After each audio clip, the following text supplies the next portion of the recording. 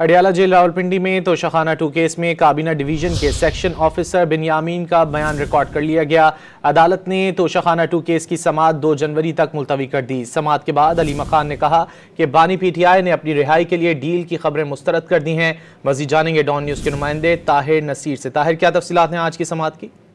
जी बिल्कुल, देखिए रावलपिंडी की सेंट्रल जेल अडियाला में तोशाखाना 2 केस की समाअत स्पेशल जज सेंट्रल शाहरुख खर्जमंद ने की। दौरान समाअत बानी पीटीआई को कमरा अदालत में पेश किया गया। बुशरा बीबी इस समाअत के लिए अडियाला जेल में आई।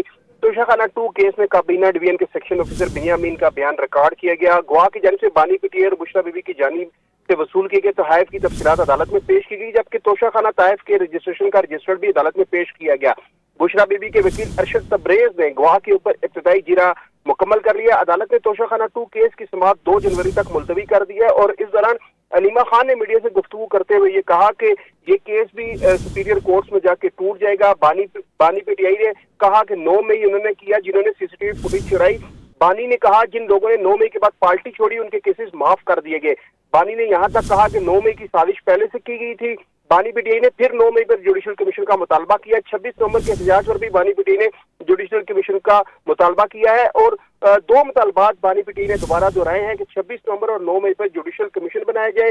दूसरा मुतालबा बेगुनाह कैदियों की रिहाई है।